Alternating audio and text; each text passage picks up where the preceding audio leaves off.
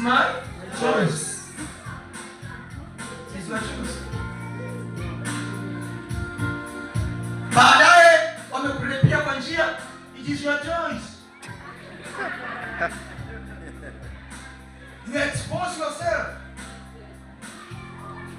Baadaye umepata shida, it is your choice. Ni maisha yangu. Mtu asifuate fuate, hakuna mtu anakufuata. Dunia inakubadilisha tu. Haleluya. Na dunia hii utabaki tu dunia hii. Bwana Yesu asifiwe. Sasa anza kutafakari nini unayoifanya wewe Mkristo. Mambo ambayo unaifanya ni mambo ambayo yako na Mungu ndani yake ama yametoa uwepo wa Mungu ndani mwako.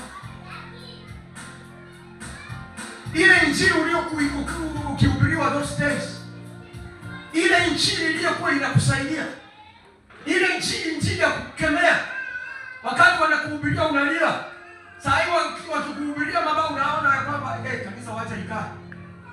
Kama pasta hii hiyo ndio kanisa yake, hata akae na washirika wake. Haleluya. The changing of this